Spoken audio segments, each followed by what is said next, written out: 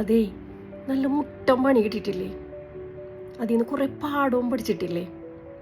ചിലപ്പോൾ നമ്മുടെ തന്നെ കുറ്റം കൊണ്ടായിരിക്കും കേട്ടോ. ചിലപ്പോൾ ബാക്കിയുള്ള ആളുകളുടെ വഴി പോണ ആൾക്കാരുടെ ഒക്കെ കുറ്റം കൊണ്ടായിരിക്കും. എന്നിട്ട് അതിൻ്റെ ഒക്കെ കുറ്റബോധവും പാപഭാരവും ഇതൊക്കെ ചുമന്ന് നടക്കുന്ന ആൾക്കാരാണ് നിങ്ങളെങ്കിൽ, ഭാവിയിലേക്ക് വേണ്ടി എന്തെങ്കിലും ചെയ്യാനായിട്ട് നിങ്ങൾക്ക് കഴിവില്ലാത്ത ആൾക്കാരാണെങ്കിൽ എനിക്കൊന്നും പറയാനില്ല. ജന്മം പോയി, അവരോട് എനിക്കൊന്നും പറയാനില്ല. അതല്ല, നിങ്ങൾക്കൊരു സെക്കൻഡ് ചാൻസിന് നിങ്ങൾക്ക് അർഹത ഉണ്ടെന്ന് നിങ്ങൾക്ക് തോന്നുകയാണെങ്കിൽ നമ്മുടെ മനസ്സിനൊന്ന് സ്വാതന്ത്ര്യം കൊടുക്കുക. കുറെ കാലമായില്ലേ നമുക്കൊക്കെ സ്വാതന്ത്ര്യം കിട്ടിയിട്ട്.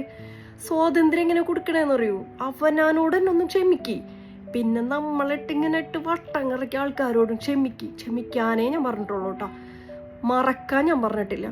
ഇതെല്ലാം ഉള്ളിലിട്ട് വാശിക്ക് കനലാക്കി കത്തിച്ചിട്ട് അവർക്കുള്ള മറുപടി എന്നുള്ള പോലെ പ്രവർത്തിക്കാനായിട്ട് അടുത്തൊരു ചാൻസിലേക്ക് റെഡിയായിട്ട് ഇറങ്ങാൻ നിങ്ങൾ റെഡിയാണെങ്കിൽ എൻ്റെ കൂടെ വാ, ഞാനും ആ വഴിയിലാ.